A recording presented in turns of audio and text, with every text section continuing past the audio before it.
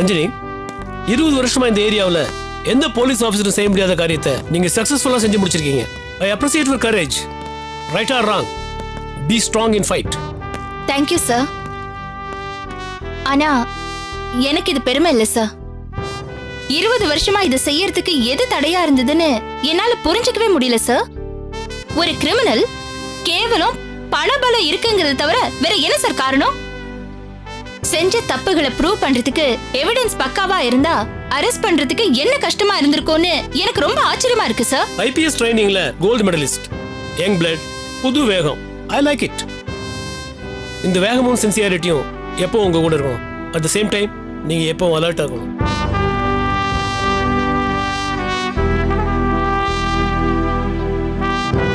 வாழற வாழ்க்கையோட அர்த்தம் செய்யற வேலையோட சின்சியாரிட்டில தான் இருக்குன்னு நான் படிச்ச படிப்பு எனக்கு சொல்லி கொடுத்திருக்கு சார். என்னோட ஆக்டிவிட்டீஸ் யார் யாருக்கு பயத்தை கொடுத்திருக்கோ அவங்க அத்தனை பேராலையும் எனக்கு ஆபத்து இருக்குன்னு தெரிஞ்சுதான் நான் இந்த ஆபரேஷனை தொடங்கியிருக்கேன். நான் எப்பவுமே அலர்ட்டா இருப்பேன் சார். நீங்க கவலைப்படாதீங்க. Very good. Miss Ranjini. Yes sir. சாமியப்பனை நீங்க அரெஸ்ட் பண்ணி உள்ள போட்டது பெரிய விஷயம் தான். I do appreciate your braveness. But இதால ஊருக்கு கிடைக்கிற லாபத்தை விட ஒரு பர்டிகுலர் பெரிய மனுஷனுக்கு லாபம் அதிகம் நான் நினைக்கிறேன். ஐ பெக் யுவர் பார்டன் சார். ஒரு ஊர்ல 2 தாதாக்கள் கூறு போட்டு சம்பாதிச்சுக்கிட்டு இருக்கிறப்ப ஒருத்தனை மட்டும் அரெஸ்ட் பண்ணி உள்ள வச்சா அது வெளியில இருக்கிற அடுத்தவனுக்கு தான் லாபம்னு நான் சொல்லுவேன். உள்ள போன வெளியில வரதுக்குள்ள ஊர் மொத்தத்தையும் கொள்ளையடிச்சிட்டு ரிட்டையர் ஆயிடுவான். என்ன சார் சொல்றீங்க? அதுவும் நீங்க சாமியப்பனுக்கு வாங்கி கொடுத்துருக்கிறது 10 வருஷ கடுங்காவல் தண்டனை. ஊட்டியில அடுத்த குறிஞ்சிப்பு பூக்கிறதுக்குள்ள சாமியப்பனோட எதிரிங்க அந்த ஊரையை விலைக்கு வாங்கிட்டாலும் ஆச்சரியப்படுறதுக்கு இல்ல. இதுக்கு நீங்க ஸ்ட்ரைட்டா என் அப்பா பேரே சொல்லிருக்கலாமே சார். இல்ல, நான் என்ன சொல்ல வந்தேன்னா சார், தப்பு செய்யறவங்க யாரா இருந்தாலும் சட்டத்துக்கு முன்னாடி அவங்க சமம்னு நம்புறவனா. என் அப்பாவோட ஆக்டிவிட்டீஸ பத்தி நான் ஸ்டடி பண்ண ஆரம்பிச்சிட்டேன் சார். அப்பாவா இருந்தாலும் அவர் செஞ்ச குற்றத்துக்கு நான் அவருக்கு தண்டனை வாங்கி கொடுக்காம விட மாட்டேன். ஒரு மகளா நான் அவருக்கு செய்ய வேண்டிய கடமையை தவறுனாலும் தவறுவேனே தவிர ஒரு போலீஸ் ஆபீசரா சட்டத்துக்கு நான் என்னைக்குமே துரோகம் பண்ண மாட்டேன் sir.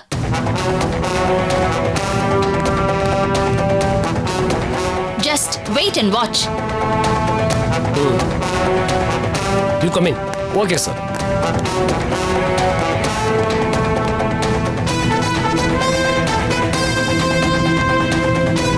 Thank you, sir.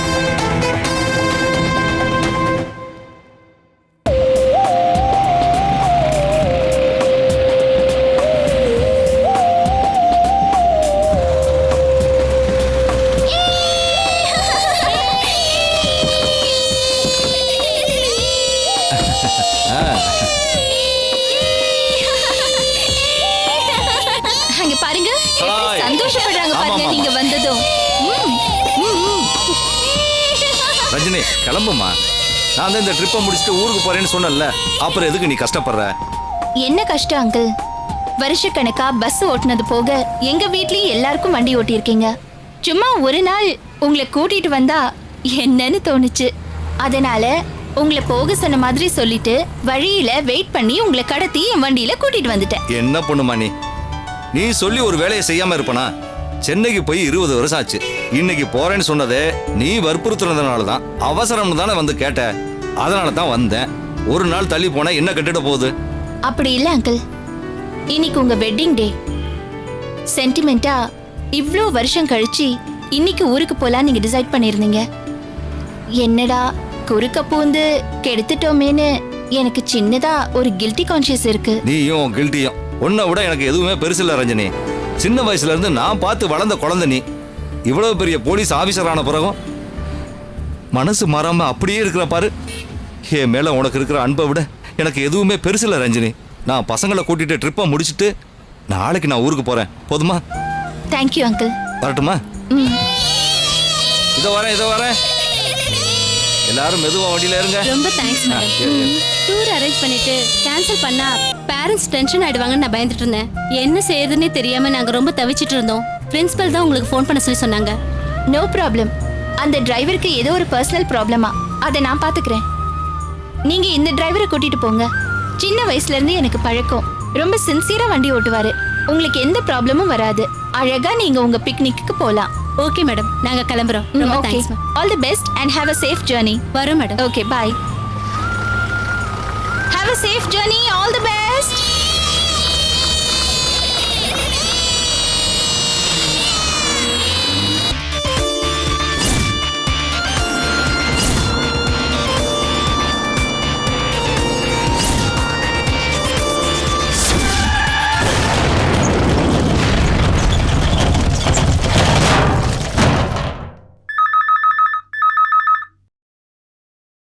Hello? What?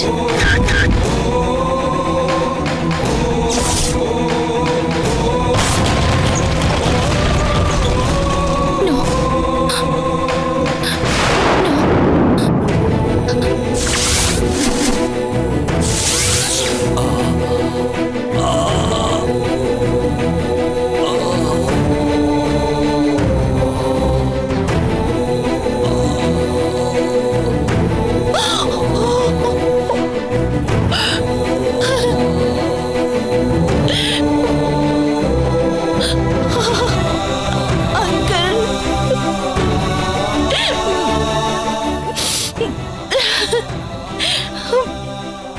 நான் சொல்லல, இது நாம தீர்மானிக்கிறதே இல்லம்மா. விதி விதி. எனக்காக ஒரு உதவி செய்வியா? சொல்லுங்க, சொல்லுங்க அங்கிள். இதுவரைக்கும் என்னால என் வீட்டுக்கு எந்த உபயோகமும் இல்லை. இப்ப நான் செத்து போயிட்டேன்னு சொல்லி என் சாரதாவோட குங்குமத்தை பறிக்க விரும்பல. நான் செத்தா அது என் வீட்டுக்கு தெரிய வேண்டாம், தெரிய வேண்டாம், தெரிய வேண்டாமா, தெரிய வேண்டாம்.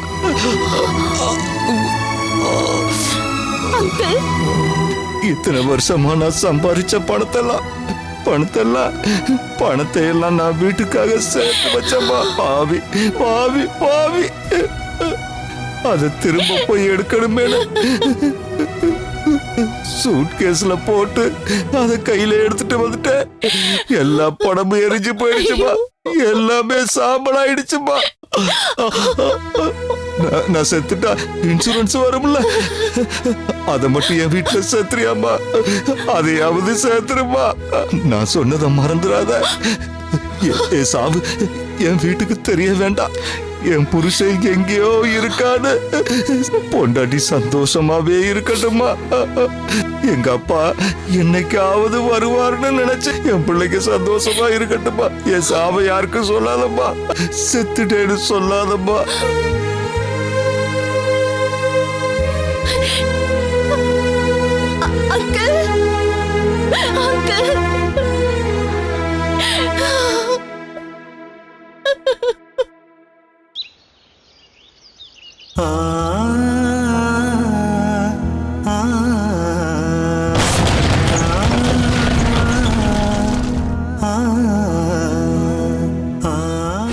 இத்தனை வருஷமா நான் சம்பாதிச்ச பணத்தை எல்லாம் நான் வீட்டுக்காக சேர்த்து வச்சமா. பாவி பாவி பாவி. எல்லா பணமும் எரிஞ்சு போயிடுச்சுமா. எல்லாமே சாம்பலாயிடுச்சுமா. நான் செத்துட்டா இன்சூரன்ஸ் வரும்ல, அதை மட்டும் என் வீட்டுல சேர்த்துறியாமா?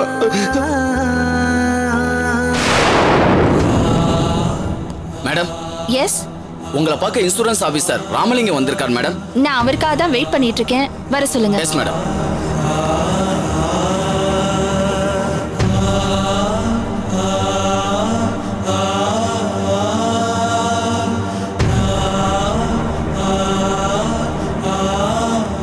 Good morning madam.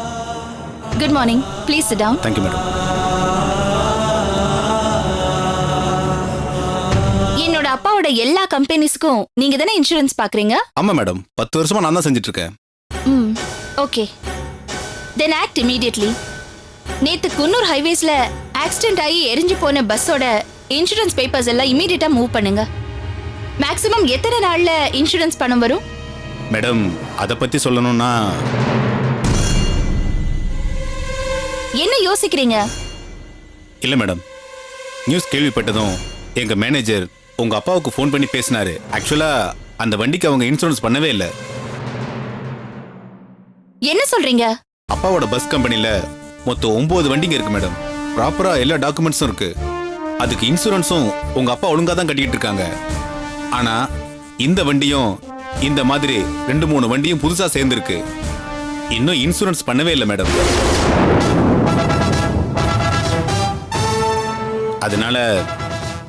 அதனால இந்த ஆக்சிடென்ட்க்கு இன்சூரன்ஸ் கிளைம் பண்ண முடியாது மேடம்.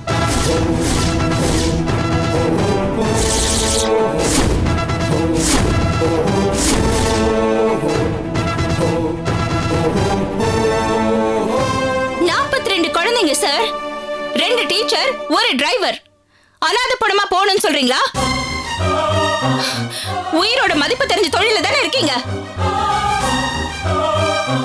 கம்பெனி புதுசா ஒரு வண்டி வாங்கி இருக்கிற விஷயம் உங்களுக்கு தெரிஞ்சிருக்கும்ல. ஏன் இன்னும் இன்சூர் பண்ணலங்கிற விஷயத்தை கேட்க மாட்டீங்களா? டியூ டேட் வந்தா கட்ட வேண்டிய பேமெண்ட்டை ஞாபகப்படுத்தி கேட்பீங்கல்ல. அதே மாதிரி இன்சூரன்ஸ் பண்ணாத ஒரு வண்டியை ஏன் இன்னும் இன்சூரன்ஸ் பண்ணல, இன்சூர் பண்ணுங்கன்னு சொல்லி கம்பல் பண்ண மாட்டீங்களா? சாரி மேடம், அது வண்டி ஓனரோட டியூட்டி. நாங்க அந்த விஷயத்துல எதுவும் பேசவும் முடியாது, பண்ணவும் முடியாது. என்ன மன்னிச்சிருங்க மேடம், நான் வரேன் madam.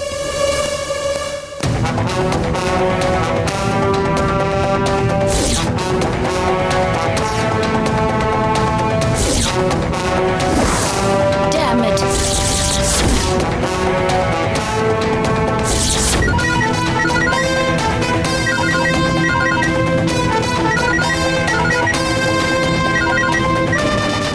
Yes, Ranjini Devi here.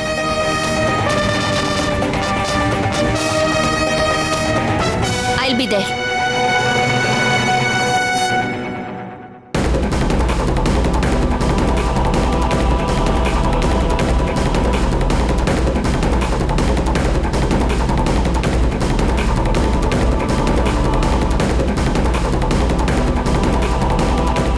Excuse me.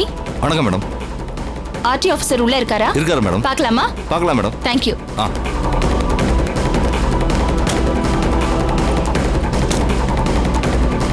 வணக்கம், வாங்க மேடம். வணக்கம் சார். ஒரு ஃபோன் பண்ணியிருந்தா நானே வந்திருப்பேனே. உட்காருங்க மேடம். என்ன சாப்பிட்றீங்க? அதெல்லாம் ஒண்ணு வேண்டாம். நேத்து எரிஞ்சு போன ஒரு பஸ் சம்பந்தமா நான் உங்ககிட்ட பேசிட்டு போலான்னு வந்தேன். TN 555424. இந்த வண்டியோட டாக்குமெண்ட்ஸ் எல்லாம் ப்ராப்பரா இருக்கா இல்லையான்னு உங்க ரெக்கார்ட்ல நீங்க வெரிஃபை பண்ணிட்டு எனக்கு சொல்ல முடியுமா? ஒரு நிமிஷம் madam. I was very upset while talking to the insurance company. நீங்க அனுமதி கொடுக்காம எப்படி சார் இந்த மாதிரி ஒரு வண்டி ஊட்டில ஓட முடியும்? ஒரு நிமிஷம் மேடம், செக் பண்ணிட்டு சொல்றேன்.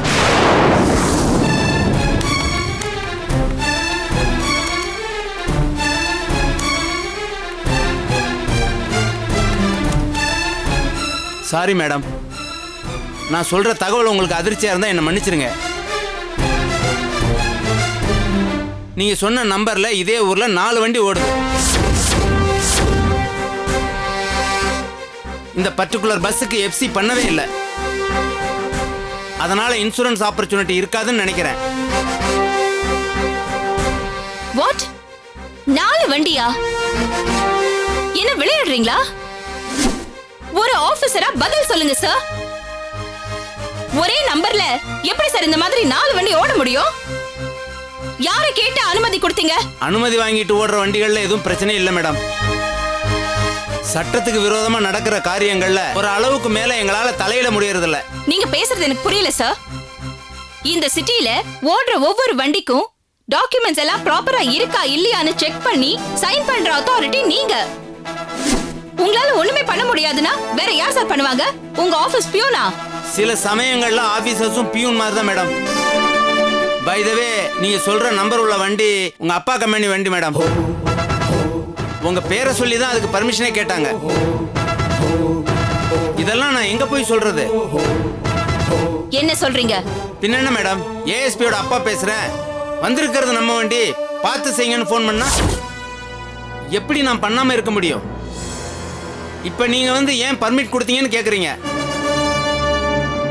அப்ப முடியாதுன்னு சொல்லி ஏன் கொடுக்கலன்னு கேட்டிருந்தீங்கன்னா நான் என்ன சொல்றது?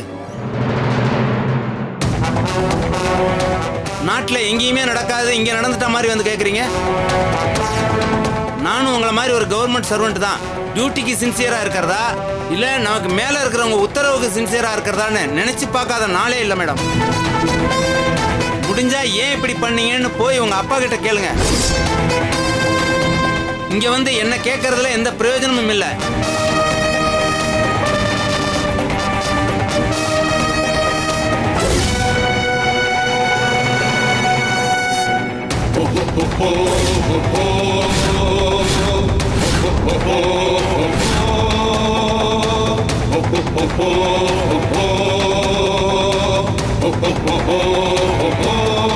பின்ன மேடம், ஏஎஸ்பியோட அப்பா பேசுறேன்.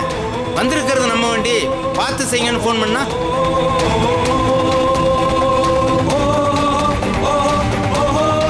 முடிஞ்சா ஏன் இப்படி பண்ணீங்கன்னு போய் உங்க அப்பா கிட்ட கேளுங்க.